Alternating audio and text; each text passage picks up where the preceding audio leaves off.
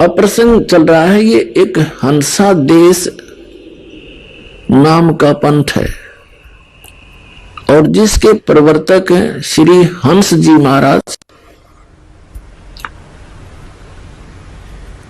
और उनके दो पुत्र हैं। वो तो शरीर छोड़कर चले गए सन 1966 में। उनके दो पुत्र हैं श्री सतपाल जी महाराज, जिसको ये बाल भगवान कहते हैं, उनके श्रद्धालु, और उनसे छोटे हैं जो वो श्री प्रेम रावत उर्फ बाल योगेश्वर कहलाते हैं, जो अमेरिका में रहते हैं, वहीं मैरिज कर रखी है। यहां वो नहीं आते हैं, बहुत कम आते हैं। पहले तो यहां से ही स्टार्ट किया था उन्होंने, फिर उन दोनों भाइयों का आपस में कोई मन मुटाव होने से वो यहां नहीं आ पाते हैं, बहुत कम आते हैं कभी कभी। तो कहने का भाव ये है दास का कि इन्होंने करोड़ों व्यक्तियों को अपने पीछे लगा रखा है और इनको अध्यात्म मार्ग का कख भी ज्ञान नहीं, न इनको परमात्मा का पता कौन है। ये श्री विष्णु जी के पुजारी हैं, श्री कृष्ण जी के, और गीता जी को सत्य मानते हैं और ये हंस नाम देते हैं, है बाहर और से अंदर, हम बाहर से अंदर, और कहते इसी को उल्टा कर लेते सो हम बन गया। फिर सो हम नाम भी जाप का देते हैं, सो बाहर हम अंदर। ये हंस नाम और सो हम नाम है कहीं गीता जी में। श्रीमद् भगवद गीता अध्याय नंबर 8 के श्लोक नंबर 13 में गीता ज्ञानदाता कहता है कि मुझ ब्रह्म का केवल एक ओम अक्षर है, नथिंग एल्स। और इस ओम नाम का जाप करते हुए जो शरीर त्याग कर जाता है, अंतिम सांस तक इसका सिमरण करता है, तो वो ओम से मिलने वाली परम गति को प्राप्त होता है। और ये हंस नाम देते है इनका कोई विधान, फिर है इनका शास्त्र अनुकूल ज्ञान। अभी दिखाता हूं आपको। ये है हंस योग प्रकाश नाम की एक पुस्तक है। ये हंस जी महाराज हैं, योगीराज परम संत सतगुरुदेव श्री हंस जी महाराज प्रकाशक हैं, श्री प्रेमनगर आश्रम, रजिस्टर हरिद्वार से। ये कहां से छपी है? ये है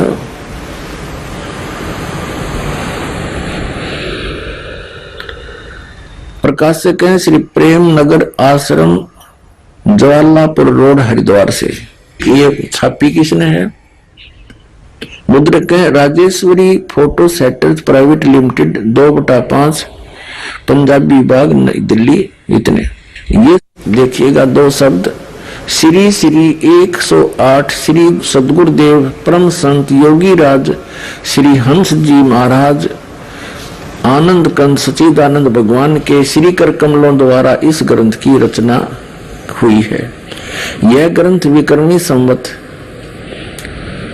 यह है 1988 1989 यानी सन 1931 1932 में लिखा गया और संवत 1991 यानी सन 1934 में यह छपकर तैयार हुआ। अब देख लो 1934 से और आज 2012 तक 66 वर्ष तो वो हो गए और 12 ये 78 वर्ष हो गए। 78 वर्ष हो गए ये ज्ञान चलते और ये पढ़ते आ रहे हैं। ये क्या साधना बताते हैं देखिएगा इसके। अब इस पुस्तक के 212 पृष्ठ पर आपको ले चलते हैं, देखिएगा 212 पृष्ठ पे हंस योग प्रकाश है। 212 पृष्ठ पे हंस नाम का प्राण है, श्वास अंदर जाता है तो श्वास के साथ स्वतः ही स की ध्वनि होती है और श्वास के बाहर आने पर हम की ध्वनि होती है। हम और स मिलकर हंस शब्द बनता है। उल्टा होने से यही हंस शब्द सो हम बन जाता है। कोई बात हुई है? बताओ कहते हैं हंस का उल्टा कर ले सोहम बन गया। उल्टा क्या करने की जरूरत है जब सीधे बता रखे गीता में नाम ओम नाम है नथिंग एल्स। ये बकवाद गढ़ रखी इन्होंने, कितना संसार डबो दिया। आगे देखो इसी 212 पृष्ठ पर हम पढ़ रहे हैं। सोहम शब्द की ध्वनि सभी प्राणियों के प्रति श्वास में होती रहती है। इसी को अजप्पा जाप कहते हैं। इसका मानसिक ध्यान करने में मन शीघ्र ही शांत एवं एकाग्र हो जाता है और सहज समाधि लग जाती है। इसी को परमण योग या ओंकार मंत्र कहते हैं। ये खाक है। ये ओंकार मंत्र कैसे हुआ? ओंकार मंत्र तो ओम है। किसी सदग्रंथ में देख लो, ये हंस को ओंकार थोड़ा का है, ये मेरी झूठ बोल रही। ओंकार का अर्थ है सर्वव्यापक, सर्वाधार, सर्वनियंता और सर्व पालन पोषण करने वाला। हंस नाम ही सब में व्यापक है। इससे सब प्राणी जिंदगी को प्राप्त रहते हैं, इसलिए यही सबका आधार है। इसी के अंदर होने से हम लोग मिलकर बैठते हैं। सबका नियंत्रण करने वाला भी यही है। श्वास के साथ सहकार और हंकार का श्रवण करने से प्राण उपासना होने लगती है और इसी को आत्मचिंतन कहते हैं। हंस सबका मूल कारण है। प्राणी मरने पर भी यह कहने में आता है कि हंस उड़ गया। अब इनकी अकल देखो पुण्यात्मा। ये कहते हैं कि जब जीव मर जाता है, शरीर छूटा है, तो नो कहते हैं कि हंस उड़ गया। हंस तो जीव, फिर जीव उड़ गया और जीव का जीव जाप करे। धिक्कार है तुम्हारी साधना को। अपने आप क्या बता रहे हैं? इन्हों कहे हैं हंस उड़ गया। हंस में जीव गया और जीव का ये जाप करो। यानी हंस हंस जीव जीव जीव, ये कोई मंत्र है? चाहे इसने सांस से कर लो, चाहे 2 भाग कर लो इसका। जब कोई शास्त्र में सदग्रंथ पर प्रमाण नहीं, सदग्रंथ है वेद और गीता। ये भक्ति के मार्ग के और परम पिता परमात्मा के द्वारा अपने मुख कमल से बोला वो सच्चिदानंद घन ब्रह्म की वाणी, कबीर वाणी, ये प्रमाणित सदग्रंथ है। और जैसे पुराण है, ये पुराण गॉड गिवन नहीं है। वेद और गीता गॉड गिवन ज्ञान है। पुराण क्या है? श्री ब्रह्मा जी ने वेदों को पढ़ा, जैसा उसकी बुद्धि ने काम किया, अपना अनुभव और जो भी सृष्टि आदि उसके जीवन के बाद की जो सृष्टि है वो बोली, जो घटना घटी वह सुना दी। उससे अन्य ऋषियों ने सुना, उनसे अन्य ने सुना, उनसे अन्य ने सुना और लास्ट में जिसने वो ज्ञान सुनाया उसके नाम से पुराण बना दी। कोई विष्णु जी का उपासक था, उसने विष्णु पुराण बना दी। कोई शिव का उपासक था, उसने शिव पुराण बना दी। जो देवी का उपासक था, उसने देवी पुराण बना दी। उनके वक्ता अलग अलग है और ज्ञान ये ब्रह्मा जी के द्वारा दिया। तो ब्रह्मा जी से प्राप्त जैसा उसका अनुभव का ज्ञान था, स्वयं लेखक प्रवक्ता का अपना ज्ञान वो मिला करके 18 पुराण बना दिए। यदि इन पुराणों का ज्ञान वेद और गीता से नहीं मिलता तो यूजलेस है। वो एक व्यक्ति विशेष का ज्ञान है, किसी ऋषि विशेष का ज्ञान, उसका अपना अनुभव है और वो अनुभव वेद और गीता और परमात्मा सच्चिदानंद घन ब्रह्म की वाणी से नहीं मेल खाता तो यूजलेस है, वो व्यर्थ है। तो ये व्यर्थ ज्ञान है इनका। अब देखिएगा, ये खुद कहते हैं, जब ये हंस योग प्रकाश 212 पृष्ठ हम पढ़ रहे हैं। प्राणी के मरने पर यही कहने में आता है कि हंस उड़ गया। कोई बात है? फिर हंस तो फिर जीव उड़ गया, जीव निकल गया और जीव की पूजा बता रहे। हंस नाम माने जीव का, इस हंस यानी जीव की पूजा बता रहे हैं। हमारे मानस हृदय में भी हंस निवास करता है, वो जीव रहता है हृदय में। हमारी रामायण हंस की ही गाथा है, हंस की गाथा है, वो तो श्री रामचंद्र की गाथा है। या फिर 220 पृष्ठ पर देखिएगा, इसी हंस योग प्रकाश यानी श्री हंस जी का अनुभव है। ये 220 पृष्ठ पे यहां जाते हैं। योग अभ्यास काल में चलते फिरते सोते जागते सब समय में योगी को हंस मंत्र का जाप करना चाहिए। जीव का जाप करे, जीव जीव जीव जीव जीव, हंस हंस हंस हंस, ये कोई बात है? बड़का खिलौना बना रखे ना, उसे प्राण चलते हैं, वह हम करके बाहर निकलता है और सह करके अंदर प्रवेश करता है। ये देखो, इस तरह अंशो अंशो शब्द से बार बार फिरते रहने से उल्ट कर सोहम सोहम हो जाता है। इन कितना बकवाद कर ले, ये कोई बात है इनकी? जब हंस जाप है वो चाहे कुछ भी हंसो हंसो हंस हंस का और सो हम बन गया। तुम गीता को सत्य मानते हो, गीता में ओम मंत्र है, ये लाए कहां तो तुम हंस और सोहम। कबीर साहब कहते हैं सोहम शब्द हम जग में लाए और सार नाम सार शब्द हमने गुप्त छिपाए। कबीर परमेश्वर के पृथ्वी पर इस कलयुग में प्रकट होने से पूर्व ये सोहम शब्द किसी सदग्रंथ में, वेद और गीता में नहीं है। तो अब इन्होंने अपने उस अज्ञान मंत्र को, व्यर्थ मंत्र को सोहम से जोड़ने की कुचेष्टा की है और सोहम के भी दो भाग कर लिए। अरे कमाल के बाद मोटरसाइकिल ने 20 तक तोड़ ले, एक पहिया का यू उधर घुमा लो और इसने इधर ले जाओ, उसका काम बिगाड़ दिया तुमने।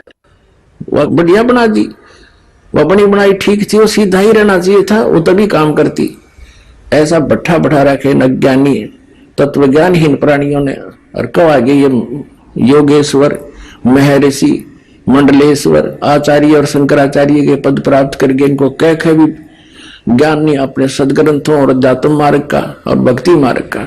इसी हंस योग प्रकाश पुस्तक के प्रश्न नंबर 227 पर इन्होंने परमात्मा कबीर जी की वाणी को अपने अज्ञान को सिद्ध करने के लिए प्रमाण में ली है और कह रहे हैं हंस का उल्टा सोहम बनेगा, सोहम जाप करो। कबीर साहब क्या कह रहे हैं कि अकेला सोहम जाप करने से जीवन व्यर्थ हो जाएगा।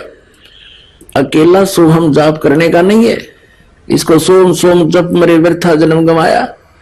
वो सोहम मंत्र किसी और मंत्र के साथ जुड़कर ये 2 अक्षर के मंत्र बन जाते हैं और वो सतनाम है 2 अक्षर का मंत्र, उसके साथ सोहम जोड़कर वो जाप सही काम करता है, भगवान का बताया हुआ। और ये कबीर साहब की वाणी अपने समर्थन में ले रहे हैं और ये अंश को भी ओंकार ओम से करने की चेष्टा करते हैं। और कबीर साहब कहते हैं ओंकार निश्चय भया, ये ओम नाम है ब्रह्म का। कहती है ब्रह्म भी है लेकिन ये करता नहीं है, ये कंप्लीट गॉड नहीं है। देखिएगा ये हंस योग प्रकाश नाम महिमा 227 पृष्ठ पे यहां पर लिखा आदि नाम पारस है, मन है मैला लो, ये कबीर साहब की वाणी है।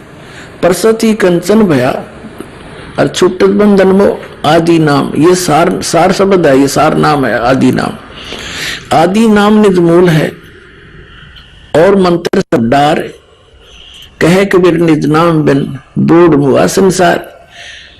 अब आदि नाम कौन सा है? जैसे सनातन, आदि मन सनातन मंत्र, सार नाम सार शब्द गीता जी अध्याय नंबर 17 के श्लोक नंबर 23 में उस आदि नाम का संकेत है। ओम तत्सत इति निर्देश है ब्रह्मण तिर्विद समर्थ है। ब्राह्मणा तेन वेदा यगा ते विहिता पुरा। ओम तो ब्रह्म का है जो गीता जी अध्याय नंबर 8 के श्लोक नंबर 13 में कहता है कि ओम इति एकाक्षरम ब्रह्म व्यवहार माम समन ये प्रयाति तजन देहम स याति परमाम गतिम। मुझ ब्रह्म का, क्योंकि गीता ज्ञानदाता श्री कृष्ण में बोल रहा है, वो ब्रह्म जो विष्णु और ब्रह्मा और शिव जी के जो पिताजी है, उसने प्रतिज्ञा कर रखी कि मैं कभी किसी के समक्ष अपने ओरिजिनल रूप में नहीं आऊंगा। इसलिए गीता जी अध्याय नंबर 7 के श्लोक नंबर 24-25 में कहता है कि ये बुद्धिहीन तन समुदाय मुझ अव्यक्तम व्यक्तिम आपनम मनन्ते अबुधा, मुझ व्यक्त को मैं छुपा रहता हूं अपनी योग माया से, मैं किसी के समक्ष नहीं आता। और ये बुद्धिहीन मुझे मनुष्य रूप में श्री कृष्ण मान रहे होंगे, आई एम नॉट कृष्ण। वो तो कृष्ण में बोल रहे थे, फिर कृष्ण जी से बाहर निकलकर इतना स्वरूप दिखाया, कृष्ण जी दिखे नहीं अर्जुन ने, केवल वो उसका प्रकाश। ये कहते हैं भगवान ज्योति है और अर्जुन ने भी भगवान की ज्योति देखी। भगवान ने तो ज्योति प्रकाश, उस ज्योत स्वरूप उस साकार भगवान को देखा था। उसके शरीर का प्रकाश था इतना, हजारों सूर्य जितना। मतलब ज्योति ज्योति थोड़ी देखी तो सारा कुछ देखा, उसे हाथों में देखा, आपके मुंह में ये सब जा रहे हैं, 1000 हाथ थे उनके। अन्यों के अर्जुन ने भी गीता में भगवान की ज्योति देखी थी। भगवान ने, अर्जुन ने तो साकार नर आकार उसका प्रकाश में तेजो में शरीर युक्त देखा था। तो ये कहता है कि मैं कभी किसी के समक्ष नहीं आता। और गीता जी अध्याय नंबर 4 के श्लोक नंबर 5 और 9 में कहता, अर्जुन तेरे और मेरे बहुत जन्म हो चुके हैं, तू नहीं जानता मैं जानता हूं। मेरे जन्म और कर्म अलौकिक है। इसके कर्म अलौकिक कैसे हैं कि किसी के सामने नहीं आता। श्री कृष्ण में प्रवेश करके गीता का ज्ञान बोल दिया और ये महाभारत अनर्थ करवा दिया। श्री कृष्ण जी नहीं चाहते थे युद्ध, वो तो इतने नेक व्यक्ति थे, सतोगुणी युक्त थे। सतोगुणी युक्त थे, उन्होंने तो यहां तक कह दिया था कि मैं हथियार नहीं उठाऊंगा, एक तरफ मेरी सेना होगी, एक तरफ मैं होऊंगा, और मैं हथियार भी नहीं उठाऊंगा, ऐसा जुल्म मैं नहीं करूंगा। बेमतलब लड़ रही हो तुम। 2-3 बार शांति दूत बन गए उनको समझाने के लिए। तो जब अर्जुन ने देखा कि अब युद्ध करने का क्या फायदा, अपने भाई भतीजे रिश्तेदारों को मारूंगा, फिर खून से सने हुए यज्ञ इस राज्य को भोगूंगा। उसने यहां तक फैसला कर लिया था कि मैं तो भिक्षा मांग कर गुजारा कर लेंगे, और मैं तो ये चाहता हूं कि सामने खड़े हुए कौरव मुझे मार दे, हत्थे पर तीर मार दे, ये युद्ध मिट जा, अनर्थ खत्म हो जा, मेरे मरने के बाद पांडव युद्ध नहीं करेंगे। और उस समय श्री कृष्ण ने कहा तू लड़ ले, तू लट उठा और मार इनने, ये तो मार रखे। श्री कृष्ण जी तो तुरंत कह देते चल भाई वापस, ठीक है क्या फायदा जुल्म करने से, मैं पहले मना कर रहा था। तो उस समय ये काल प्रवेश कर गया उसके अंदर, श्री कृष्ण जी के अंदर। उसको मालूम था कृष्ण जी नहीं युद्ध होने देगा, ऐसा जुल्म नहीं होने देगा।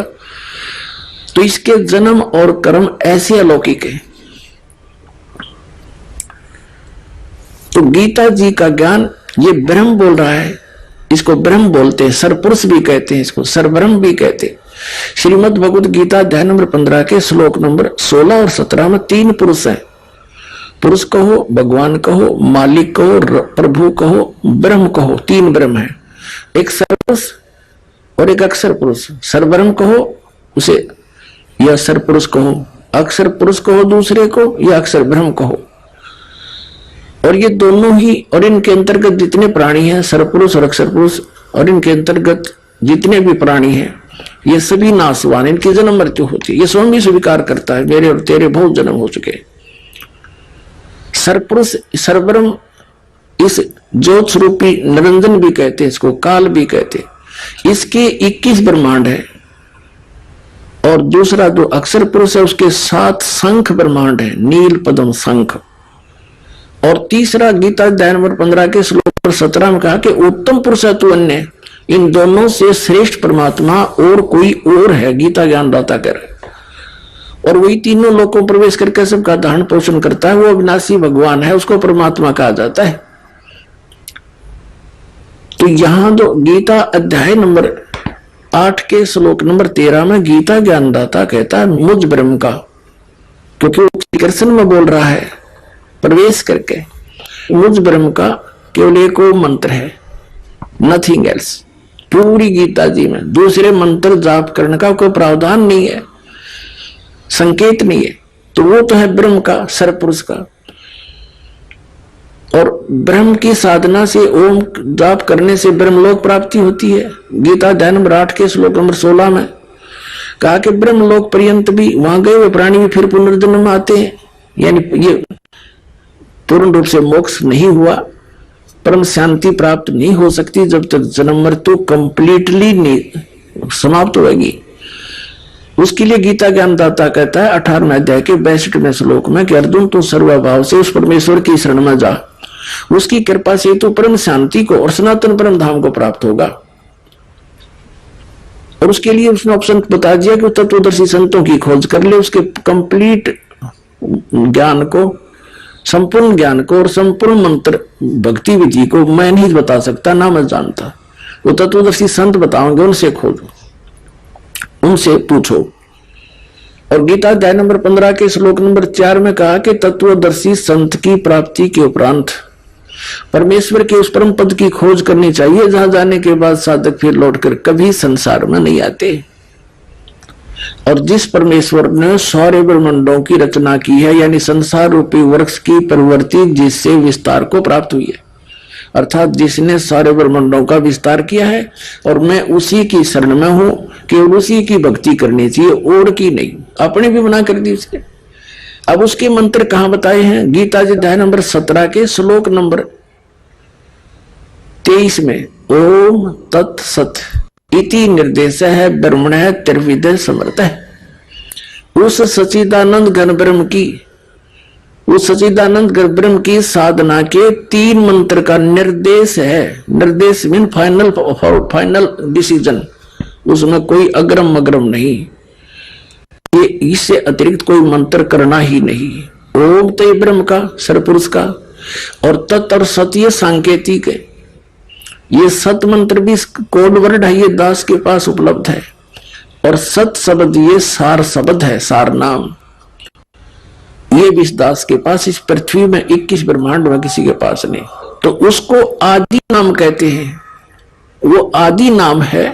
और कहा कि और मंत्र सब छोड़ दो, कबीर साहब कह रहे। और ये इन्होंने कबीर परमात्मा की वाणी को, अपने अज्ञान सिद्धांत, अज्ञान मंत्र को, गलत मंत्र को सिद्ध करने के लिए वाणी भी ली है, जो कि इनके मंत्र का खंडन कर रहे हैं। देखिएगा, हम पढ़ रहे हैं वही पुस्तक हंस योग प्रकाश नाम महिमा पृष्ठ 227 पर। आदि नाम पारस है, मन है मैला लो, परसत ही कंचन बया छूटा बंधन मोह। वो आदि नाम मुझ दास के पास है, इस विश्व में किसी के पास नहीं। फिर आदि नाम निज मूल है, और मंत्र सब डार, कह कबीर निज नाम बिन बोड मुआ संसार।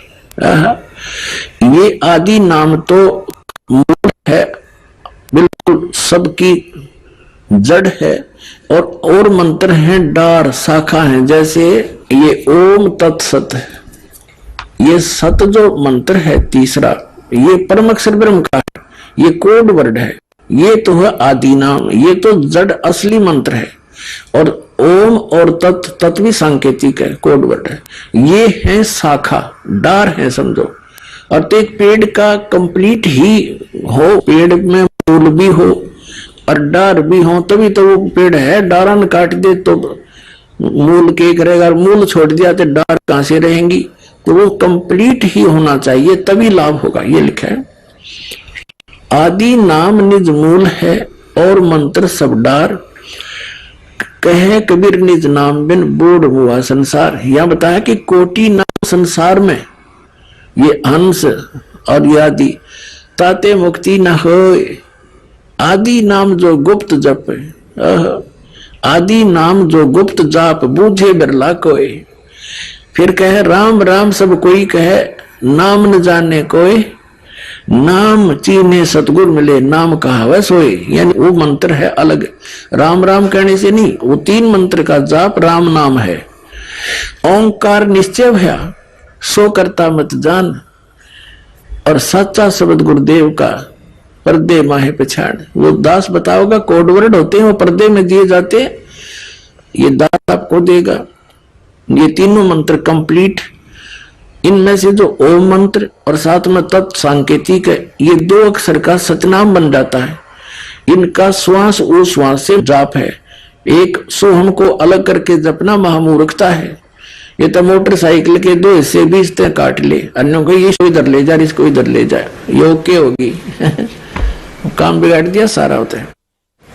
हम यहाँ पढ़ रहे हैं, ये हंस योग प्रकाश का 227 पर पढ़ रहे हैं, यहाँ आगे फिर कहा है कि जो जन हो है जो हरि रत्न ले ही बिल गाए। यानी भिन्न भिन्न छानबीन करके लेगा, सही जोड़ी होगा तो। और सोहम जप मुआ मिथ्या जन्म गवाए। आ गया इनका अंत। ये खुद हंस का, चलो इनकी बात बड़ी कर ली, सोहम कर लिया। वैसे तो ये कोई तुक नहीं, हंस का उल्टा बिला सोहम होगा, सोहम जाप कर ले और फिर उसको ऐसे कर ले। तो परमात्मा कबीर जी की वाणी जो इन समर्थन में लिए, यह इनके उस उपदेश का खंडन कर रही है इन्हीं की पुस्तक में, कि सोम जब मेरे व्यर्था जन्म गवाया। क्योंकि सोहम नाम का जाप अलग से विधि है उसकी, और ऐसे अकेला सोहम जाप करने से, 2 हिस्से करने से भी कोई लाभ नहीं।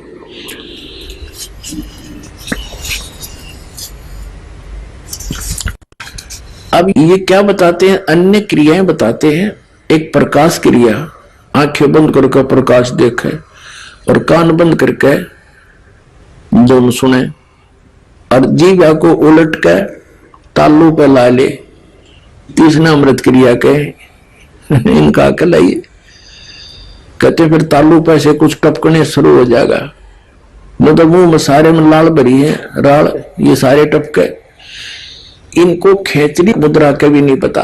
इन सभी क्रियाओं का लाभ आपको जो मंत्र दिया जाएगा श्वास उश्वास का, कंप्लीट 3 मंत्र का, उसमें ये सभी लाभ आपको ऑटोमेटिकली मिल जाएगा। इन क्रियाएं की आवश्यकता नहीं। ये तो बिल्कुल यूजलेस बताई, ना किसी संत ने करी, ये तो पथ भ्रष्ट योगी करा करते, और उन्हीं के इतिहास से इन्होंने ले रखा है।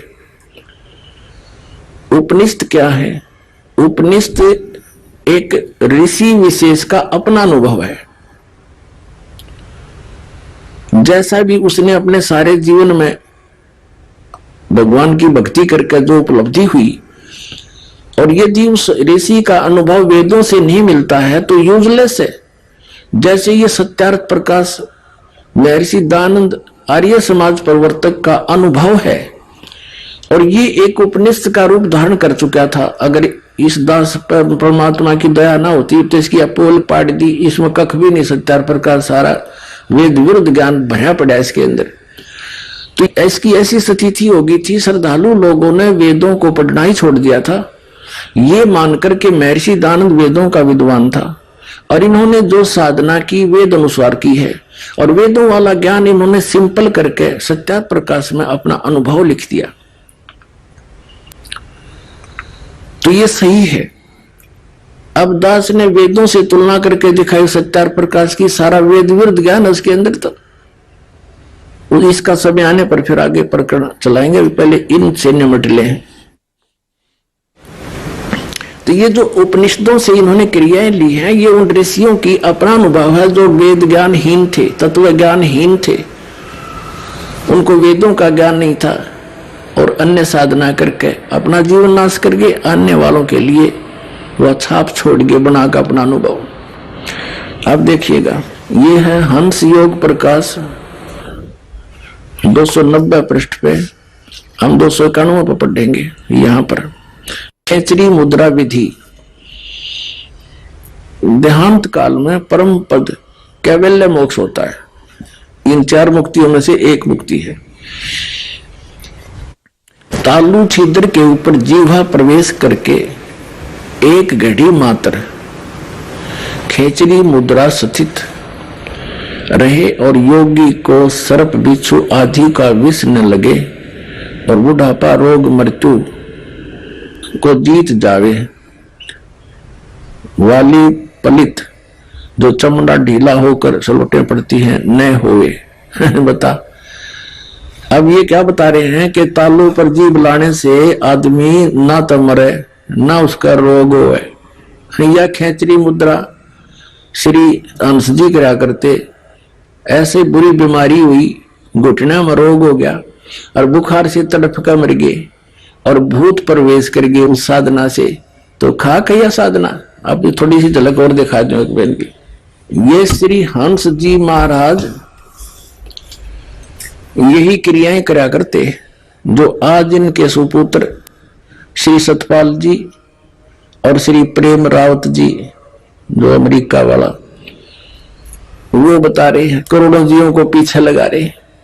यही साधना इनके पूज्य पिताजी और पूज्य गुरुदेव मानते हैं उनको, ये करा करते। वैसे तो इनको नाम देने का आदेश भी ना दे पाए थे ये, क्योंकि जिस समय इनकी 1966 जुलाई 19 को दिल्ली में मृत्यु हुई, उस समय सतपाल जी तो मंसूरी पढ़ रहे थे, और वो छोटा लड़का अपनी माँ के साथ देहरादून में था 8 वर्ष का, और श्री सतपाल जी थे 15 वर्ष के 1966 में। तो ये तो वहां मर गया, किसी से बात भी ना कर पाया, बोल भी नहीं सके था, अनबोल होकर मरा, जैसे एक भक्तिहीन प्राणी की मृत्यु होती है। मेरे पूज्य गुरुदेव जी 108-9 वर्ष के होकर शरीर त्यागा था, और आराम से चारपाई पर बैठे बैठे शरीर छोड़ गए, बुखार तक नहीं हुआ उनके कभी उस समय। और मेरे दादा गुरुदेव जी थे, वो भी ऐसे ही बैठे थे, बैठे बैठे शरीर छोड़ गए, कुछ दिखते नहीं उनको। और कबीर परमात्मा थे, सह शरीर आए थे, सह शरीर लाखों लोगों के सामने ऐसे गए थे। और भी हम से भक्त ऐसे हैं जो ऐसी बात करते करते चुप ही चले जाते हैं। तो कहने का भाव ये है कि जो साधना ये कर रहे हैं ये किसी भी काम की नहीं है। इस साधना के करने से स्वयं श्री हंस जी महाराज प्रेत बाधा से पीड़ित हुए, तो खा गया भक्ति। देखिएगा, ये पुस्तक है अमृत के कलश। ये संपादक चमनलाल टंडन, MM एड, दिल्ली विश्वविद्यालय। ये कहां से छपी है, किसने प्रकाशित की है? मानव उत्थान सेवा समिति, प्रधान कार्यालय 2/12, पंजाबी विभाग, नई दिल्ली। मुद्रिक photo composing Rajeshwari photo setters private limited, 2/12, Punjabi विभाग, नई दिल्ली से। अब इसका दिखाते हैं आपको। ये इसके पृष्ठ नंबर 61 पर आप पढ़िए।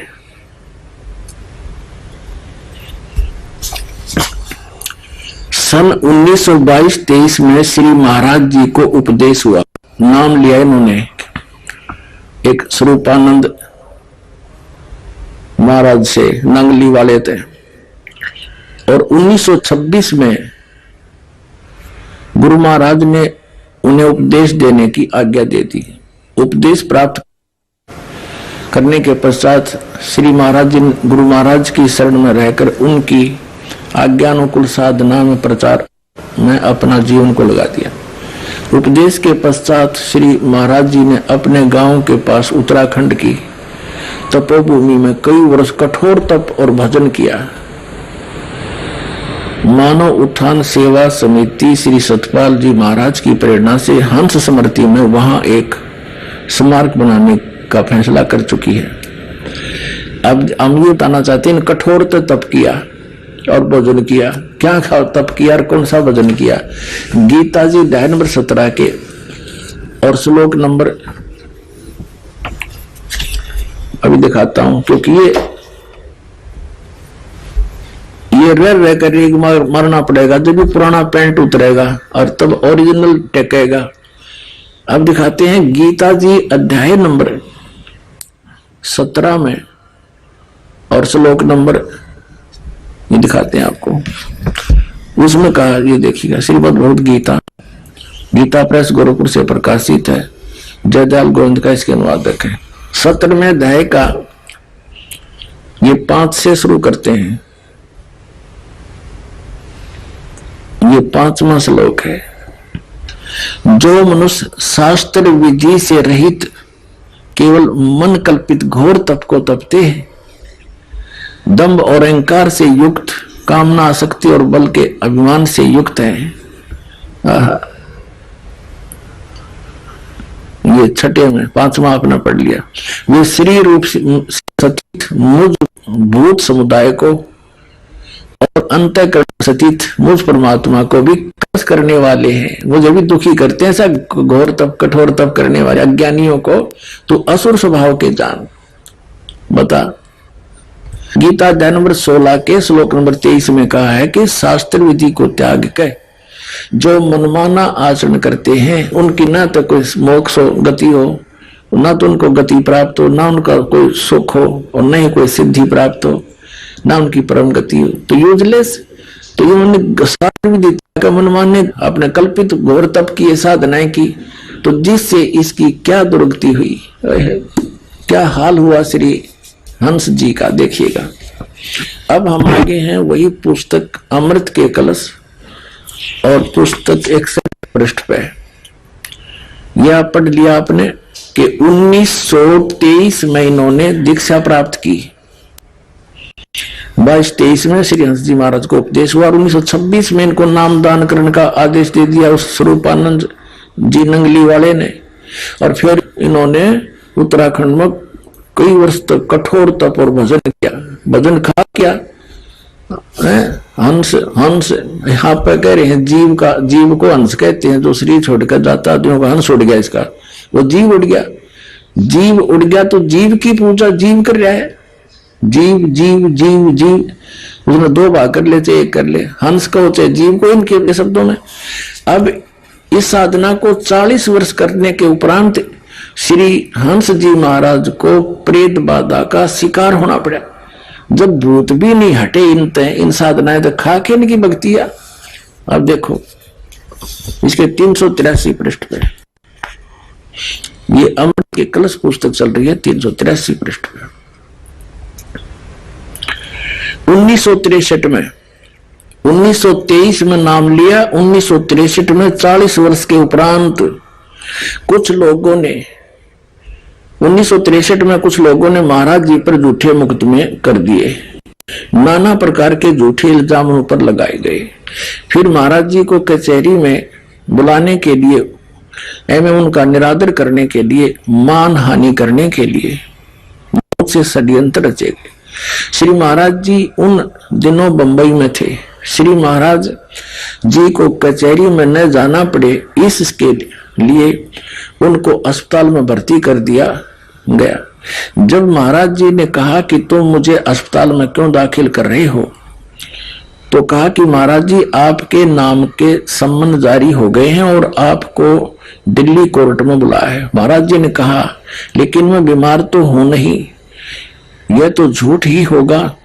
तब जब डॉक्टर आएंगे और मुझे देखेंगे तो कहेंगे कि इन्हें तो कुछ है ही नहीं, मैं झूठा पड़ जाऊंगा। सुबह महाराज जी को भर्ती किया गया। शाम को डॉक्टरों ने आकर महाराज जी को देखा था। जैसे ही महाराज जी लेटे तो महात्मा रामानंद जी भी साथ ही उसी कमरे में लेट गए नीचे। 1-2 घंटे पश्चात महात्मा रामानंद जी सो रहे थे। उन्होंने हाय हाय की आवाज सुनी। वे उठे और महाराज जी से पूछा, क्या बात है महाराज जी? हंस जी से पूछा। महाराज जी की जीभ निकल रही थी, जीभ बाहर को आई हुई थी, आंखें लाल हो रही थी और जिस्म भट्ठी की तरह जल रहा था। महात्मा जी कहते हैं मैं घबरा गया और भागा सिस्टर के पास गया और कहा कि महाराज जी की तबीयत अचानक खराब हो गई है। डॉक्टर आए, उन्होंने महाराज जी का तापमान देखा, 104 बुखार था। सारी रात बेचैनी में कटी। डॉक्टर से कहा कि इनको दिल्ली जाना है। अब विचार करो पुण्यात्माओं,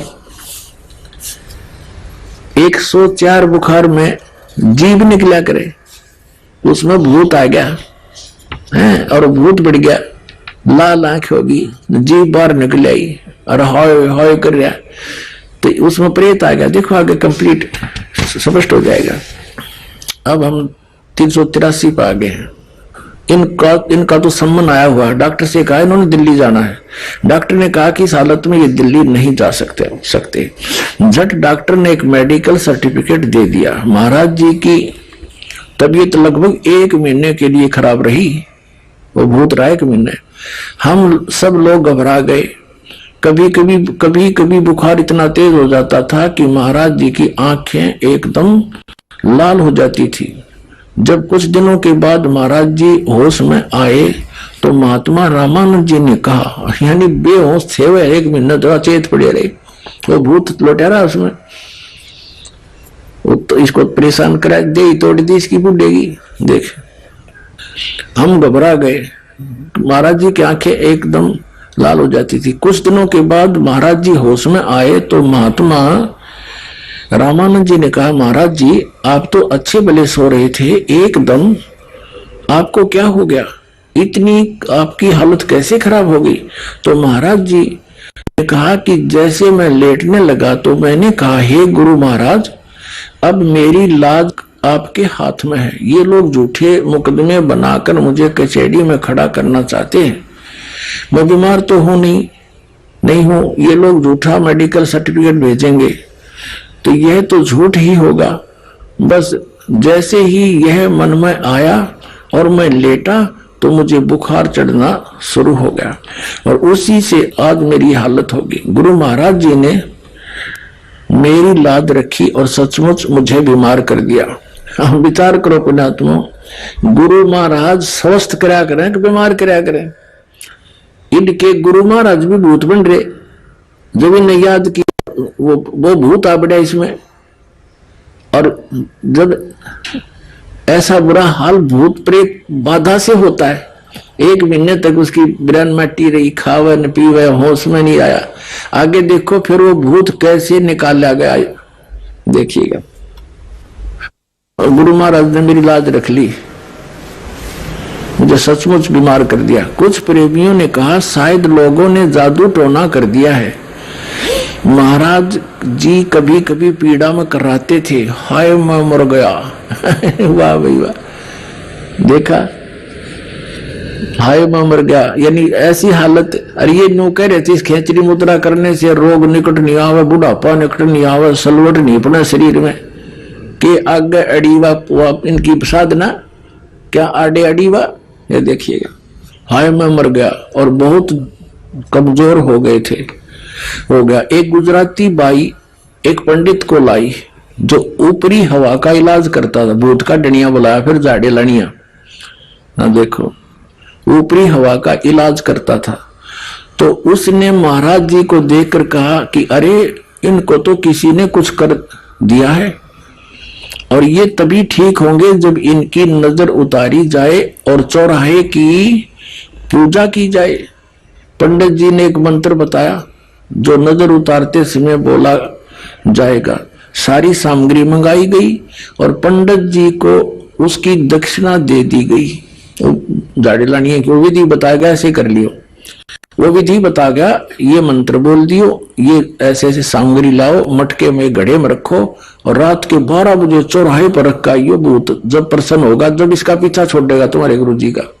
देखो सारी सामग्री मंगाई और पंडित जी को उसकी दक्षिणा दे दी गई।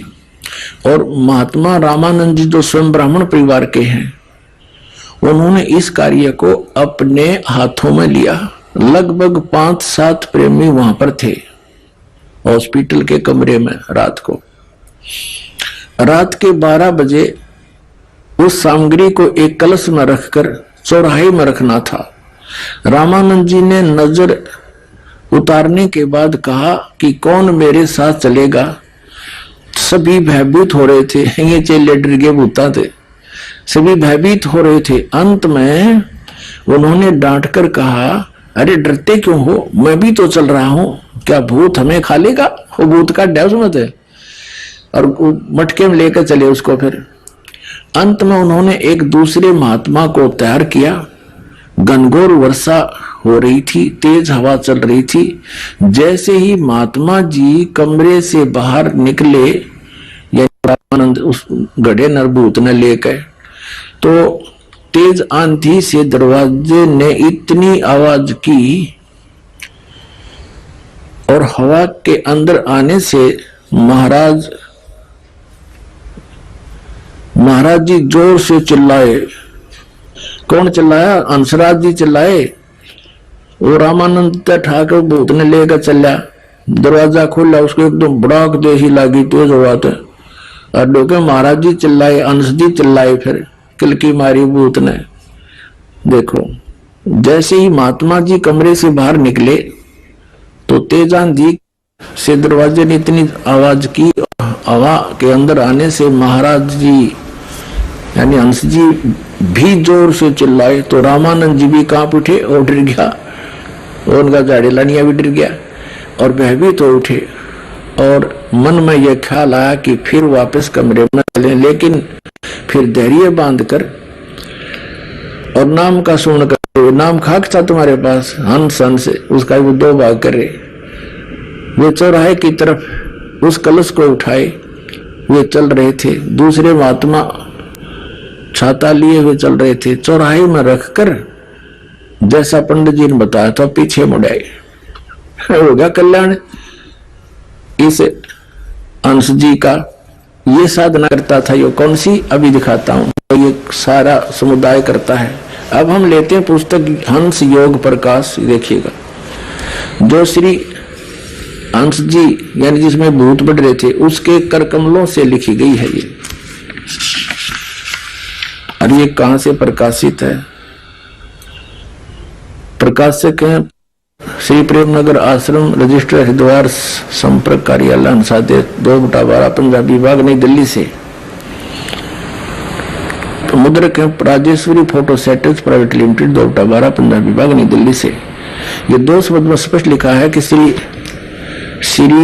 108 श्री गुरुदेव जी परम संत योगीराज श्री हंस जी महाराज आनंद कल सच्चिदानंद भगवान के श्री कर कमलों द्वारा इस ग्रंथ की रचना हुई। यह ग्रंथ विक्रमी संवत 1988-1979 में यानी 1931-1932 में लिखा गया और संवत 1934 में यो प्रकाशित छप कर तैयार हुआ। ये आज तक यही पढ़ा जा रहा है। अब ये है प्रश्न नंबर, इसके 290 ये है हंस योग प्रकाश और ये 291 पर हम इसको पढ़ रहे हैं। ये क्या बताते हैं कि तालु छिद्र के ऊपर जीवा प्रवेश करके एक घड़ी मात्र खेचरी मुद्रा स्थित रहे तो योगी को सर्प बिच्छू आदि का विष न लगे, बुढ़ापा रोग मृत्यु तो जीत को जीत जाए, चमड़ा ढीला होकर सरवटें पड़ती है न हो। फिर तालु के ऊपर छिद्र में जीवा लगाकर स्थिर करके भू मध्यगत चंद्रमा से निकले हुए अमृत को का जो योगी पान करे वे निसंदेह मृत्यु को जीत लेता है। यह गोरखनाथ निश्चय से कहते हैं।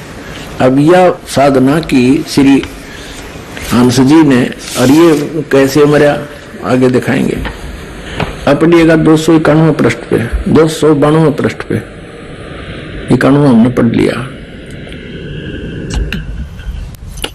ये खेचरी मुद्रा सर्वसिद्धियों की माता है। यह देवी हमको प्राणों से भी अधिक प्रिय है। जो निरंतर इस अभ्यास से नित्य अमृत पान करता है तो उसके कारण शरीर सिद्ध हो जाता है अर्थात नाश नहीं होता और मृत्यु रूप हस्ती को खेचरी रूप सिंह मार देता है। ये शिव संहिता से ले लिया ना। आगे क्या बताया है कि जीवा को तिरछी करके तीनों नाड़ियों के मार्ग में जो कपाल छिद्र है उसमें जीवा को योजित करे, यही खेचरी मुद्रा है। इसे यौन चक्र भी कहते हैं। ये इनकी साधना है। 3 क्रिया मत है और ये नौके है, इसके करने से शरीर मृत्यु नहीं होती। हंसराज जी 1966 में ऐसे तेज बुखार से मेरा बेहोश हो गया, कोई दवाई काम नहीं करी। लाइए झलक और दिखा दूं आपको। अपने आत्मा इन प्रत्यक्ष देखकर आज तक आप तो समझ नहीं सके क्योंकि आप तो बालक हो। रोगी डॉक्टर की औषधि के साल्ट को नहीं जान सकता, गोलियों के साल्ट को, दवाई के साल्ट को डॉक्टर ही जान सकता है कि ये औषधि कारगर है कि नहीं। ये दास भी डॉक्टर और जिनको तुम संत वो भी डॉक्टर जिनके तुम आश्रित हो, यानी डॉक्टर कहो ये जन्म मरण का रोग जीव का लगा हुआ है।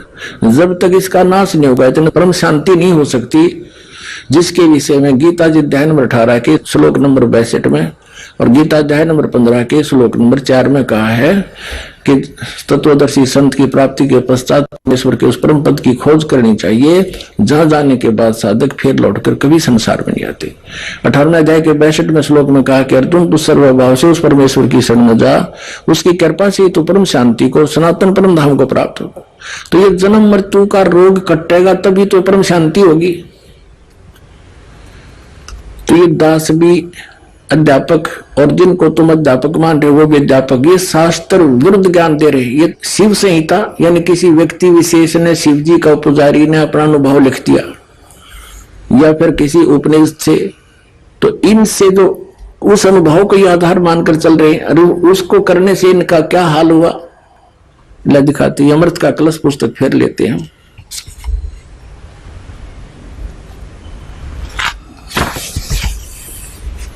ये प्रकाशक है, ये इसके मुद्रक हैं और इसके ये देखिएगा इसके 20 पृष्ठ पे ये राजस्थान में सत्संग समाप्त हुआ। श्री महाराज जी सत्संग में नहीं पधार सके, तबीयत बहुत खराब हो गई। तभी सभी को सोता हुआ छोड़कर 18 जुलाई को श्री महाराज जी वापस दिल्ली आ गए। यद्यपि प्रार्थना की गई कि आपको देहरादून ले जाया जाए, वह आपका इलाज और सेवा शुश्रूषा ठीक ढंग से हो सकेगी, लेकिन इनकी देहरादून में इनका अपना निजी मकान भी था, दिल्ली में भी इनकी कोठी थी। महाराज जी ने सिर हिला दिया और दिल्ली ले जाने के लिए संकेत किया। शक्तिनगर कोठी में जिस कमरे में गुरुदेव पहले ठहरा करते थे, उसमें न ठहर कर बाहर वाले कमरे में ठहरे, जहां पर साधारणतः श्री महाराज जी के ज्येष्ठ पुत्र ये बाल भगवान, श्री सतपाल जी को बाल भगवान बोलते हैं, श्री बाल भगवान जी दिल्ली पधारते थे तो ठहरते थे। बुखार और तेज होता जा रहा था। महाराज जी से कहा गया, महाराज जी श्री माता जी को बुला लें, कोई डॉक्टर लाएं या आपको देहरादून ले चलें। सेवकों ने प्रार्थना की। नहीं, महाराज जी बोले नहीं, किसी को ना बुलाओ, जाओ बाहर जाकर बैठ जाओ, मेरे पास कोई ना आए। इतना दुखी हो गया, किसी का बोल भी नहीं सुना था, इसने इतना तंग हो रहा था। देखिए कोई ना आए, सभी चले गए। फिर भी सलाह करके डॉक्टर को बुलाया गया और डॉक्टर ने जांच करने के पश्चात दवा भी दी, लेकिन दवा का कोई असर नहीं हुआ।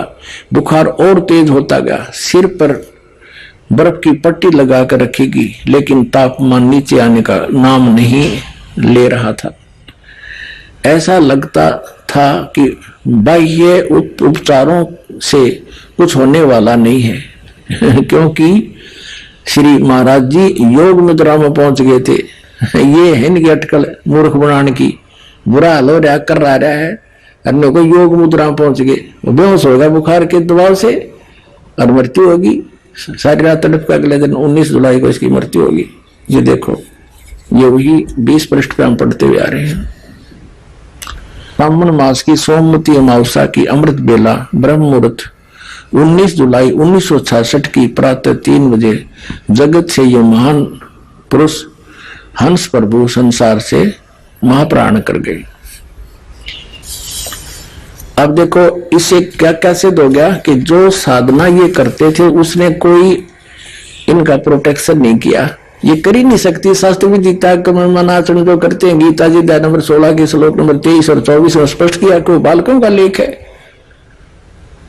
उसके सारा गुरुदिन साधना और सारा गुरु ज्ञान जनता में बांटा और आप भी ग्रहण किया तो क्या हाल हुआ, अन्य का क्या होगा। अंडरस्टूड है। जब तक पुण्य चलते हैं प्राणी के पूर्व जन्मों के, जैसे बैटरी चार्ज होती है और उसको चाहे चार्जर भी ना ला रखा हो और चार्जर लगा रखा हो और वैसे टांग रखा हो जहां बिजली है ना उसमें, तो वो चार्ज नहीं हो रही। और जब तक वो उसकी अक्षमता पहले की है उसके अंदर जो रिजर्व कोटा, तब तक तो उससे बल्ब भी जग रहे हैं, पंखे भी चल रहे हैं, नो प्रॉब्लम।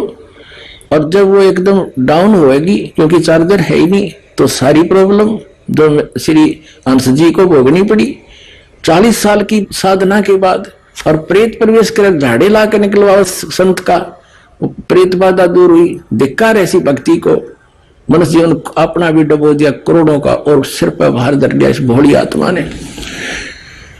अब लिखा है इस अमृत के कलश में कि ये बता रहे हैं हंस जी के मैं पहले आर्य समाज के विचारों से प्रभावित था, ओम नाम का जाप करता था। फिर ये स्वरूपानंद नंगली वाला एक ऐसा अज्ञानी संत मिला, वह थोड़ी बहुत तो शास्त्र अनुकूल साधना का ओम नाम का जो लाभ मिलना था वो भी छुटवा दिया इस पुण्यात्मा का, और ये डले डुबा दिए। ये इसने सहर स्वीकार कर ली क्योंकि हम बोले हैं बालक है। हमने जो भी कोई अटपट सी बात अलग से दिखाता है हमें अच्छी लगती है और उसको छोड़ देते हैं ओरिजिनल को।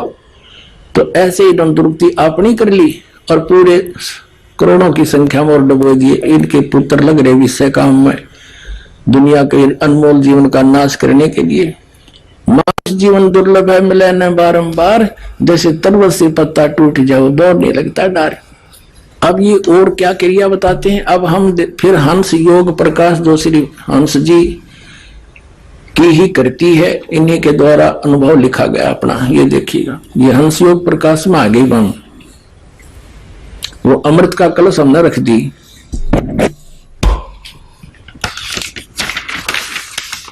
ये हंस योग प्रकाश है, यहां से प्रकाशित है और ये इसके प्रकाशक हैं। ये मुद्रक है इनका। और इसमें स्पष्ट है कि महाराज जी ने अपने हाथ से लिखा है। अब हमने 292 को पढ़ लिया था जिसमें इन्होंने खेचरी मुद्रा का वर्णन बताया है, यह खेचरी मुद्रा के विषय में। अब अनहद नाद विधि या 293 पे है। जब आधी रात बीत जाए तब योगी पुरुष एकांत जगह में, जहां जीव जंतु किसी को बोल न सुने पड़े, वहां बैठकर दोनों हाथों से कान बंद करके पूरक और कुंभक करे, श्वास को रोककर ध्यान से सुने। ये इनकी अनहद साधना है। जो भीतर का नाद है उसको दाहिने कान से सुने और पहले झिंगुर कैसा नाद मालूम होगा, फिर वंशी कैसा शब्द होगा, फिर उसके बाद बादल की गर्दन होगी, फिर झंझा की आवाज हो आवेगी, फिर भौरा का शब्द होगा, आगे घंटा और कांसे के पात्र की आवाज आएगी, फिर तुरई का शब्द तथा भेरी, मृदंग और नगाड़े की आवाज आएगी। ये कोई अन्य किसी संत का अनुभव जो संस्कृत में लिखा है, ये अनुवाद करके इन्होंने अपने प्रमाण में लिया है कि ये साधना ये ऋषि भी करते थे।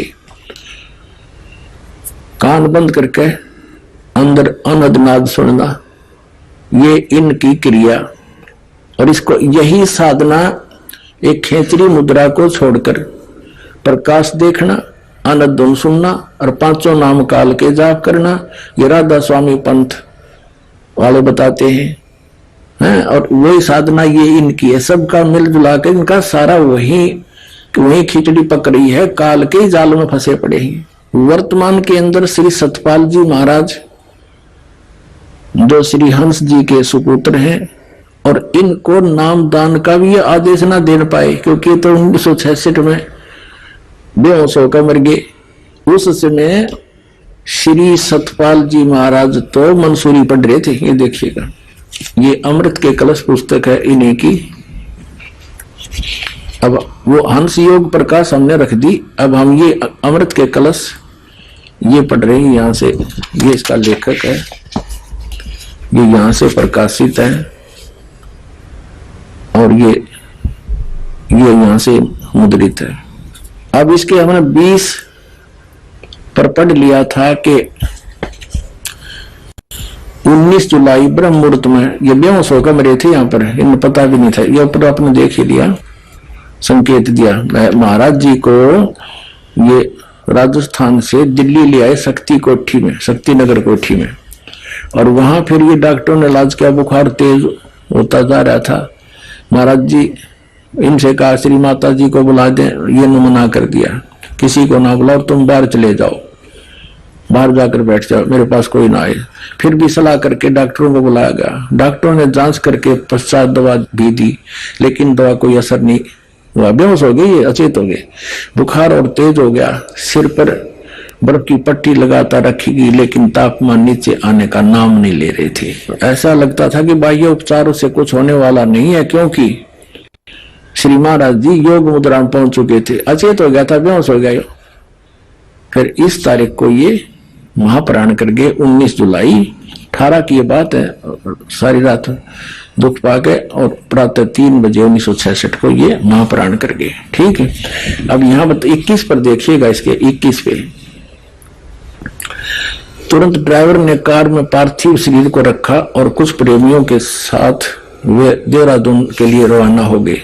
दिल्ली से टेलीफोन पर सूचना दे दी गई कि महाराज जी आ रहे हैं, कमरा तैयार रखा जाए। जैसे ही देहरादून कोठी में कार पहुंची और लोगों ने महाराज जी के पार्थिव शरीर को देखा तो सभी फूट फूट रोने लगे। श्री माता जी शोक व्याकुल हो अचेत हो गई। श्री महाराज जी के ज्येष्ठ पुत्र श्री बाल भगवान यानी सतपाल जी महाराज जी को मंसूरी से बुला गया। ये मंसूरी पढ़ रहे थे जब 15 साल के थे। 1966 में ये 15 साल के थे। 1951 में इनका जन्म हुआ, तो वहां से बुलाए गए। तो कहने का भाव ये है, और ये वो छोटा लड़का जो इनके पास था, माता जी के पास देहरादून था, ये वो 8 वर्ष का ही था सारा। तो कहने का भाव ये है कि ये इन दोनों को नाम देने का आदेश भी ना देंगे और आगे फिर ये स्वयं संत बन गए। दो भाई न्यारे न्यारे लागे, एक में काम नहीं चला था। अगर ये सच्ची भक्ति होती तो विश्व में एक का संत बतेरा। तो पुण्यात्माओं, श्रद्धालु तो श्रद्धालु ही होते हैं।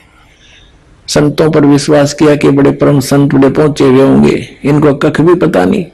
ये क्या बताते हैं? भगवान केवल ज्योति स्वरूप है, उसका ज्योति स्वरूप ही देखा जाता है, ज्योति ही दिखाई देती है, यही उसका असली रूप है। ये ज्योति स्वरूप तक काल की है, ये सामने आता नहीं। ये प्रकाश जो देखा ये काल का देखा जाता है। और परमात्मा साकार है, मनुष्य दृश्य है, वेदों में प्रमाण है, वो सतलोक में रहता है। ये देखिएगा, एक पुस्तक है अध्यात्म शंका समाधान, किसके द्वारा इसका शंका समाधान किया गया है? अध्यात्म शंका समाधान संत सतपाल जी महाराज, लेखक महात्मा हरि संतोषानंद। ये प्रश्न उत्तर सतपाल जी के हैं और लेखक है सिर्फ ये महात्मा हरि संतोषानंद। प्रकाशक है ये मानव उत्थान सेवा समिति 2/12 पूर्व पंजाबी बाग नई दिल्ली 26। और मुद्रक है इनके, ये मुद्रक हैं Rajeshwari photo setters private limited 2/12 पूर्व पंजाबी बाग नई दिल्ली से। ये 5 नंबर पृष्ठ पे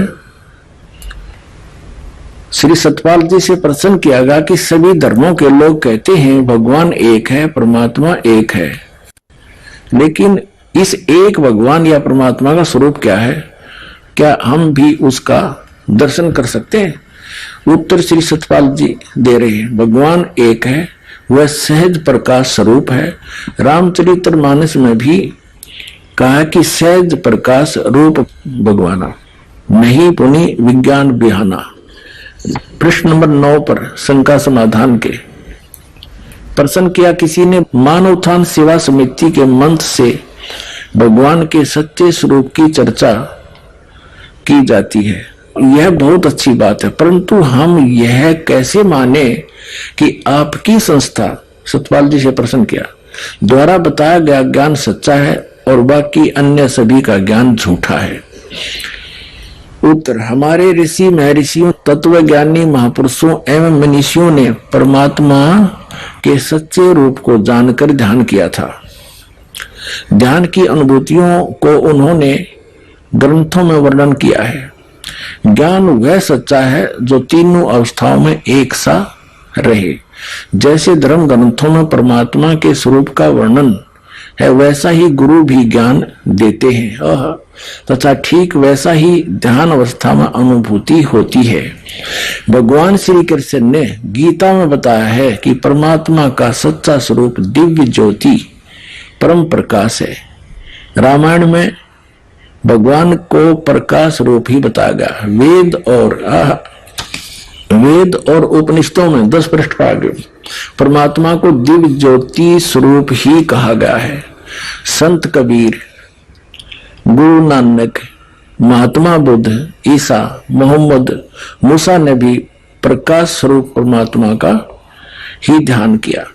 सभी संतों व ग्रंथों ने एक स्वर में कहा है कि उस प्रकाश स्वरूप परमात्मा का ज्ञान समय के सच्चे सतगुरु ही करा सकते हैं। अपने आत्माओं, अब ये श्री सतपाल जी के सट्टे मारे हैं नो का वेदों में भी परमात्मा ज्योत स्वरूपी लिखा है। कबीर साहब भी ज्योत स्वरूपी बताते थे, नानक जी भी प्रकाश ही बताते थे।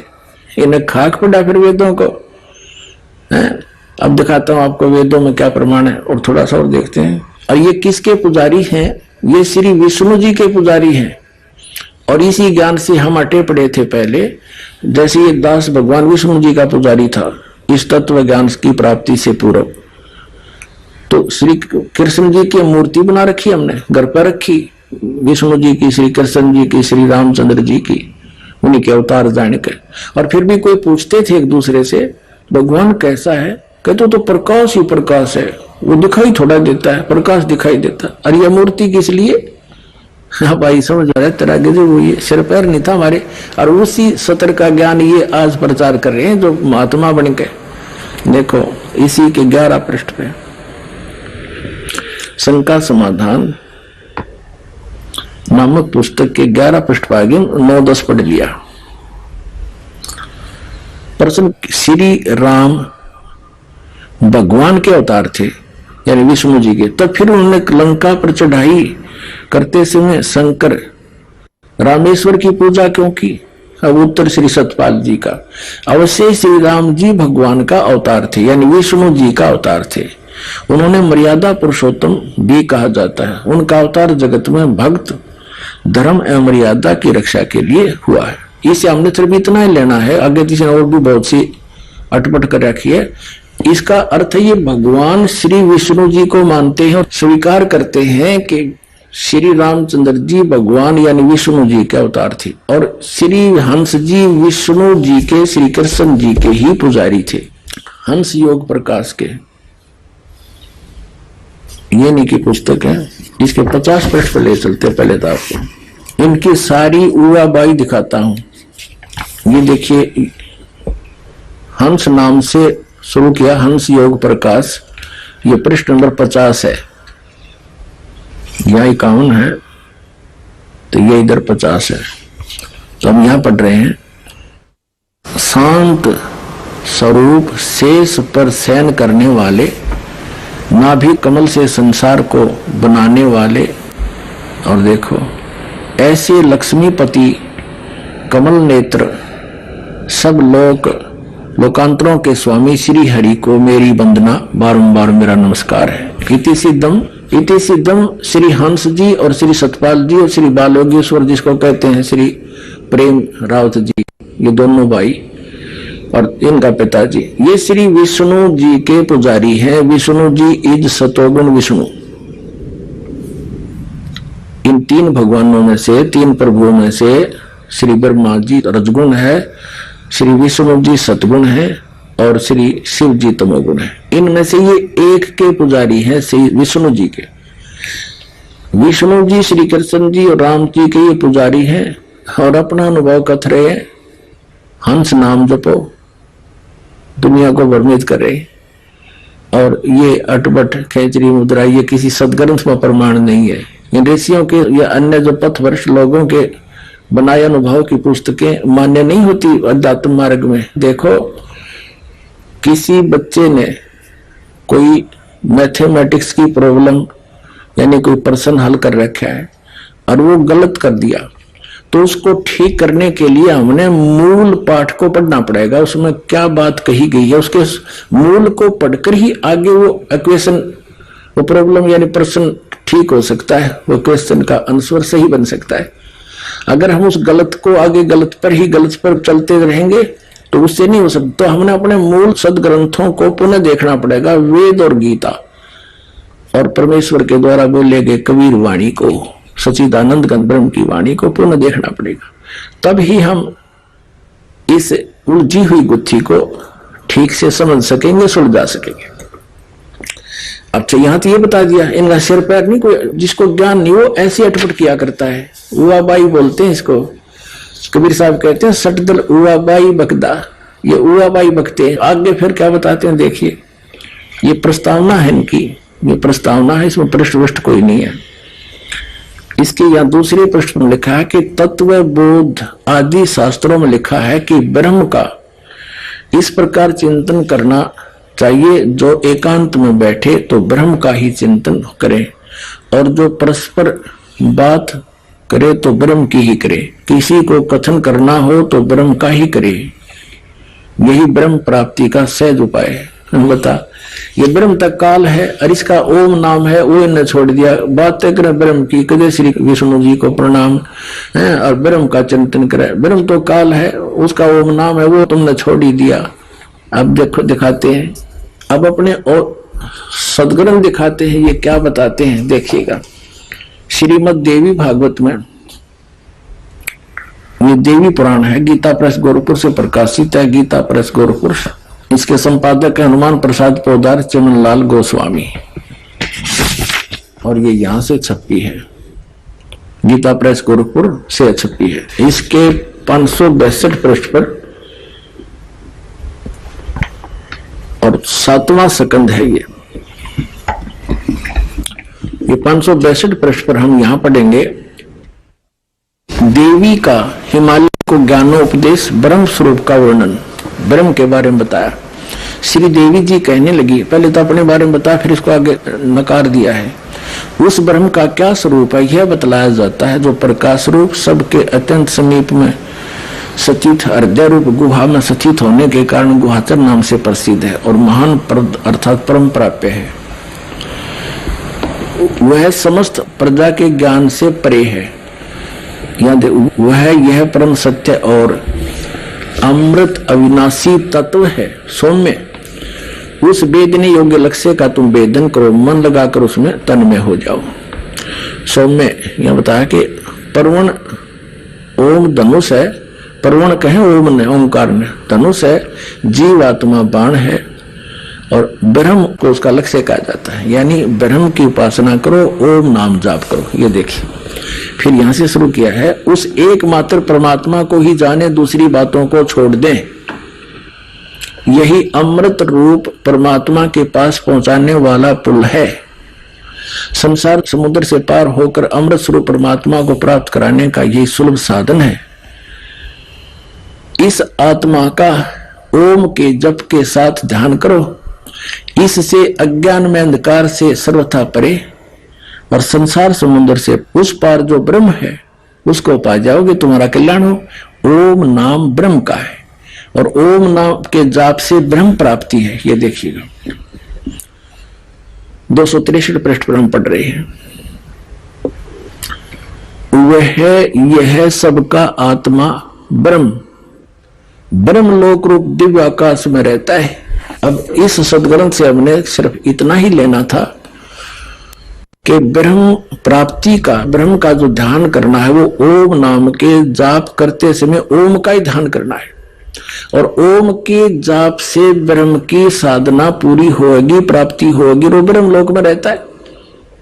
और श्री हंस जी बात करते हैं ब्रह्म के ध्यान की और नाम देते हंस, और इसी को कहते हैं ये ओंकार मंत्र है। इसमें है कि तो ओंकार मंत्र, प्रणव मंत्र है यही, प्रणव तो ओम को कहते हैं आपके समक्ष है। और ओम नाम के जाप से ब्रह्म प्राप्ति होती है।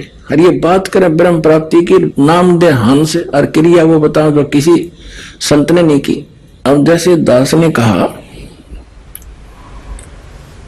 कि हमारे मान्य जो सदग्रंथ है, पवित्र चारों वेद और पवित्र श्रीमद् भगवद गीता, क्योंकि उन चारों वेदों का ही निष्कर्ष इस गीता ज्ञानदाता ने दिया है। और पवित्र परमात्मा पूर्ण ब्रह्म के मुख कमल से उत्तरित वाणी सच्चिदानंद घन ब्रह्म की वाणी यानी कबीर वाणी, ये हमारे प्रमाणित सदग्रंथ हैं, गॉड गिवन है। इसके अतिरिक्त जो उपनिषद हैं ये अपना अपना अनुभव प्रत्येक ऋषि और देव का है, देवी का है। अब जो इनका ज्ञान वेदों से मेल खाता वो सत्य है, बाकी सत्य नहीं हमें मान्य नहीं है। पुणात्मा अब ये कैसे निर्णय करें कि पुराणों में कौन सा ज्ञान सच्चा है, कौन सा झूठा? तो ये जो ज्ञान है देवी जी ने बताया है, पुराणों में लिखा है, यदि ये गीता और वेदों में है तो ये सही है। आपको दिखाते हैं, देखिएगा श्रीमद् भगवत गीता, ये जयदयाल गोविंद का इसके अनुवादक हैं, गीता प्रेस गोरखपुर से प्रकाशित है। इसके अध्याय नंबर 8 के और मंत्र नंबर 13 में यह गीता ज्ञानदाता श्री कृष्ण में प्रवेश करके ये ब्रह्म और ये गीता ज्ञान दे रहा है। ये देखिएगा अध्याय 8 और इसका 13वां मंत्र है, ओम इति एकाक्षरम ब्रह्म व्याहरण माम अनुसमरण ये प्रयाति तजंदेहम सयाति परमाम गति। माम ब्रह्म, मुझ ब्रह्म का ओम इति एकाक्षरम, ओम यह है एक अक्षर है, नथिंग एल्स। व्याहरण माम अनुसमरण उच्चारण करके सिमरण करता हुआ ये प्रयाति तजंदेहम जो अंतिम सांस तक यानी आखिरी दम तक सुन करता हुआ शरीर छोड़ते समय तक श्रवण करता हुआ जाता है, सयाति परमाम गति, वो ओम से मिलने वाली परम गति को प्राप्त होता है।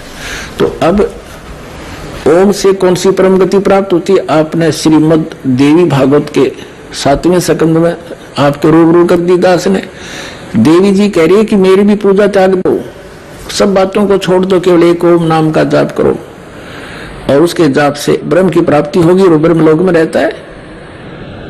तो इससे सिद्ध हो गया कि ये ज्ञान पुराण का गीता से मेल खाता। गीता किससे मेल खाती? वेदों से। ये प्रमाण देते।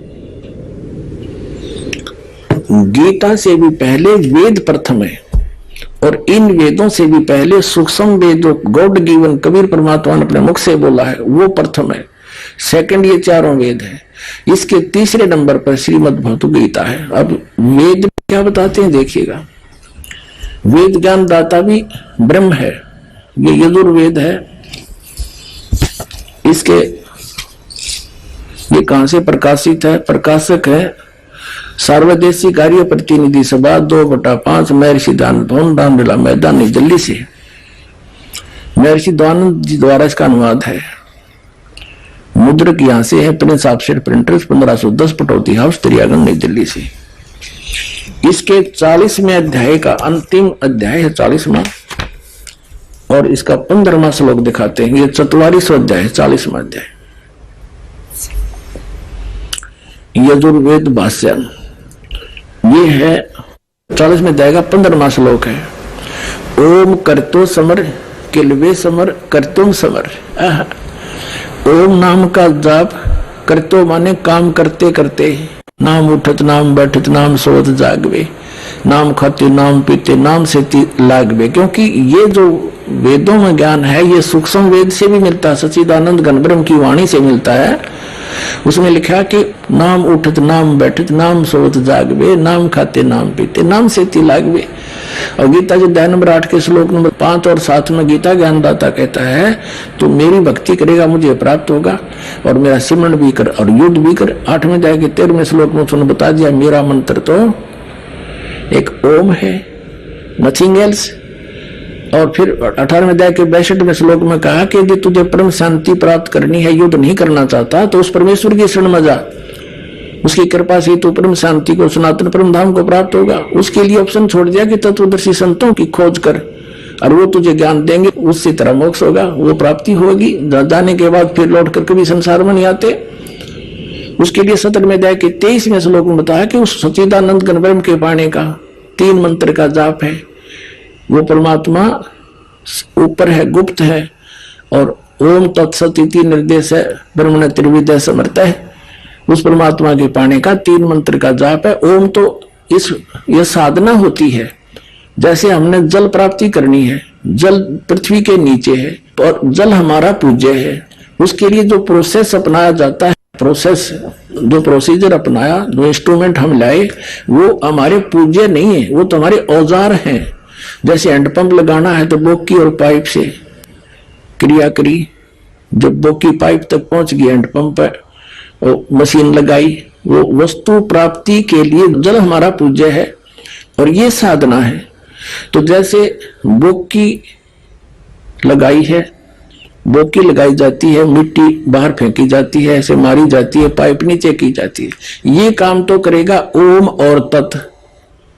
तत् ये सांकेतिक दास बताएगा। ओम ब्रह्म का मंत्र है और तत् ये परब्रह्म का सरपुरुष अक्षर पुरुष का। ओम तो समझो सरपुरुष का, इसको सरब्रह्म भी कहते हैं और सीधा ब्रह्म भी बोल देते हैं। और तत् ये सांकेतिक है। गीता जी अध्याय नंबर 17 के श्लोक नंबर 23 में जो 3 मंत्र हैं ओम तत्सत, उनके ऊपर दास कुछ प्रकाश बीच में डाल रहा है, तब ये वेद वाला ज्ञान समझ में होगा। तो ओम तो इस सरपुरुष का गीता अध्याय नंबर 15 के श्लोक नंबर 16 और 17 में 3 पुरुष हैं। 3 पुरुष कहो, 3 ब्रह्म कहो। तो सरपुरुष का तो ये ओम मंत्र है ब्रह्म का, अक्षर पुरुष का ही तत्सांकेतिक दास बताओगा। और परम अक्षर पुरुष परम अक्षर ब्रह्म 8वें अध्याय के 3 श्लोक में कहा गीता ज्ञानदाता ने कि परम अक्षर ब्रह्म है, जिसके बारे में अर्जुन ने गीता ज्ञानदाता से 8वें अध्याय के प्रथम मंत्र में पूछा है कि वो किम तत्परम, जो आपने 7वें अध्याय के 29वें श्लोक में जिसकी चर्चा की है कि तत्परम को जानकर, सारे अध्यात्म को जानकर सब कर्मों से परिचित व्यक्ति केवल जरा और मरण से छूटने का प्रयत्न करता है, वो किम तत्परम। उसका उत्तर दिया है 8वें अध्याय के 3 श्लोक में गीता जी में कि वो परम अक्षर ब्रह्म है। तो गीता अध्याय नंबर 15 के श्लोक नंबर 17 में वो परम अक्षर ब्रह्म के विषय में जानकारी है। उसके विषय में कहा कि उत्तम पुरुषत्व अन्य परमात्मा इति उदाहरते। उत्तम पुरुष वो परम अक्षर ब्रह्म, वो पुरुषोत्तम, वो सही भगवान, श्रेष्ठ प्रभु, तो वो कोई और है किससे? 15वें अध्याय के 16वें श्लोक में वर्णित 2 सरपुरुष और अक्षर पुरुष से कोई अन्य है वो उत्तम पुरुष, वो परम अक्षर ब्रह्म है। तो वो गीता अध्याय नंबर 17 के श्लोक नंबर 23 में जो सत्य है तीसरे नंबर का, वो परम अक्षर ब्रह्म का मंत्र है, वो कोड वर्ड है, सीधा ओम तत्सत, ये कोई जाप नहीं है। तो अब यहां जो गीता बता रही है कि उसको प्राप्त करने का फिर हम जो साधन अपनाना है वो पूजा नहीं है उसकी। अब जैसे हैंडपंप लगाया, उसके लिए डुबकी मारी, ये तो है ओम नाम और सात्विक तत्व, इन दोनों का श्वास उश्वास से सिमरण करना है। और फिर उसके बाद जैसे पाइप पहुंच गई पानी तक पृथ्वी में, वो जल नहीं प्राप्त हुआ इस 2 मंत्र के अक्षर के मंत्र थे, लेकिन इस बिना वो वहां तक स्थिति नहीं आ सकती। इसके ऊपर फिर हैंडपंप लगाया जाता मशीन, वह मशीन समझो वो सत्य है। गीता अध्याय नंबर 15 के श्लोक नंबर 23 में ओम तत्सत में वो सत्य जो शब्द है वो गुप्त है, सार शब्द कहते हैं उसको, वो हैंडपंप है, ऊपर मशीन है, उसके लगाए बिना वो पानी नहीं मिल रहा है। तो इन दो अक्षर के मंत्र बिना वो हैंडपंप लगाने योग्य स्थिति नहीं आ सकती। तो इस प्रकार दास आपको 3 स्थिति में दीक्षा देता है। पहली बार तो प्रथम मंत्र, दूसरी बार में सतनाम 2 अक्षर का ओम और तत्व मिलाकर, और तीसरी बार में जब आप के समन इतना हो जाता है कि हैंडपंप लगाया जा सकता है तभी जल निकलेगा, नहीं बीच में कितना लगा दे तो वो जल नहीं निकाल सकता। तो ऐसे उस परमात्मा के पाने की ये पूरी विधि है। तो ओम तत्सत इति निर्देश है, ब्रह्म त्रिविध समर्थ है। उस परमात्मा के पाने की ओम तत्सत के 3 मंत्र की 3 विधि से सिमरण का निर्देश है, वो तत्वदर्शी संत बताएगा। तो ये दास है वो तत्वदर्शी संत। अब आपने देख लिया कि ब्रह्म प्राप्ति का वेदों में भी ओम मंत्र लिखा है, आगे और दिखाते हैं। और वेद ज्ञानदाता कहता है कि वो पूर्ण ब्रह्म परमात्मा तो मोक्ष है, वो तो गुप्त है, प्रोक्ष है, प्रोक्ष मोक्ष नहीं प्रोक्ष है, गुप्त है, उसकी विधि संत बताएगा तत्वदर्शी संत। ये देखिएगा अभी आपने यजुर्वेद के 44वां अध्याय पढ़ा, 40वें अध्याय का 15वां श्लोक पढ़ा है कि ओम कर्तो समर किलवे समर कर्तुम समर वायु अनिलम अमृतम अथिदम भस्मांतम शरीरम। जब शरीर छूटेगा, अंत होगा, नाश होगा, भस्म होगा तेरा शरीर, तब तक इस ओम नाम का जाप काम करते करते सिमरण करो, विशेष कसक के साथ सिमरण करो, मनुष्य जीवन का प्रथम कर्तव्य जान के इसका सिमरण करो। इससे आपका जो जीव है, वायु है, वो अमृतम अनिलम अमृतम अथिदम, यानी इतना अमृतो प्राप्त हो जाएगा जितना ओम से होना है। अब देखो इस महर्षि दयानंद ने इसका अनुवाद करते समय ये विचलित है, क्योंकि महर्षि दयानंद जी ओम नाम के जाप का समर्थक नहीं था, इसलिए वो भी ऐसा दुखी होकर मृत्यु को प्राप्त हुआ 59 साल की उम्र में। और उसके ऐसा ठंड लगी, कोई दवाई काम नहीं करी, 1 महीने तक तड़फ तड़फ कर मुंह में छाले, सिर्फ सारे छाले, दवाई काम करे नहीं, और मृत्यु को प्राप्त हुआ। तो ये कुछ साधक ऐसे मरते हैं, तो इनकी साधनाएं गलत थी। अब देखो महर्षि दयानंद का अनुवाद 40वें अध्याय का 15वां मंत्र, हे कर्तो काम करने वाले जीव, तो शरीर छूटते समय, ये ओम शब्द है ना, ये ओम शब्द है, ओम अक्षर। इस ओम अक्षर का अनुवाद कैसे किया? इस नाम वाच्य ईश्वर का स्मरण करे। ओम का स्मरण मत करो, जिसका ओम नाम है ना उसका स्मरण कर। और कोई बात हुई है, इससे सिद्ध है कि इसने अनुवाद भी गलत कर रखा है और ओम नाम का जो जाप करने के हक में नहीं था। इसके सत्यार प्रकाश भी दिखाएंगे, अब इतना समय नहीं है। अब हम जो दिखाना चाहता है दास के ओम नाम का जाप करने का वेदों में भी प्रमाण है, केवल ओम ही जाप कर, नथिंग एल्स। और यही गीता जी में कि ब्रह्म की साधना का ओम जाप। आगे 40वें अध्याय के अंतिम मंत्र में 17वें में ये स्पष्ट किया है कि मुझ ब्रह्म का ओम मंत्र है और मैं ब्रह्मलोक में रहता हूं। ऊपर देखिएगा यजुर्वेद का और 44वां अध्याय 40वां अध्याय है, इसका 17वां मंत्र। अनुवाद करता महर्षि दयानंद।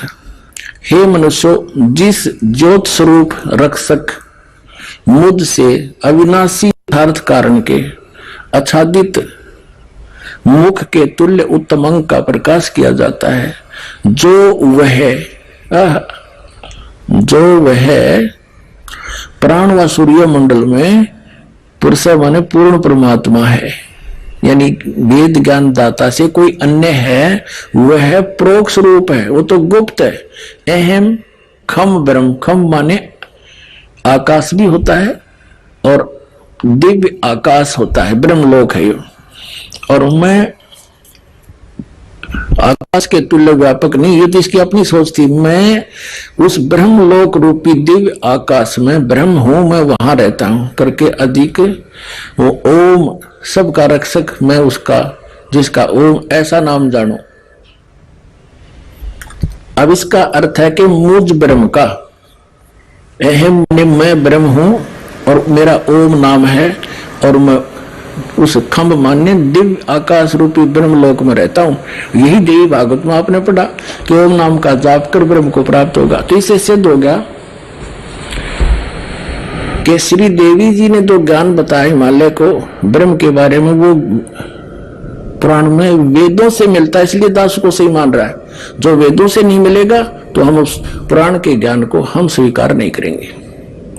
इतनी सी बात ये सिद्ध करनी थी।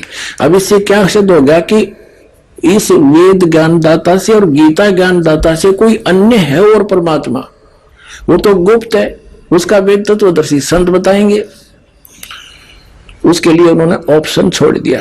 तो उसके लिए इस दास की सेवा दी कबीर भगवान ने, उस परम ब्रह्म ने। और अब इसका लाभ उठा लो पुण्यात्माओं, अग्रम अग्रम त्याग दो, बुद्धिमान हो, शिक्षित हो। दास का प्रयत्न केवल रोशनी करना है कि आप गलत दिशा में जा रहे हो, आपका रास्ता ठीक नहीं है। आप जी उस कुमार्ग को त्यागो और ये सतमार्ग ग्रहण करो, इससे आपका कल्याण होगा।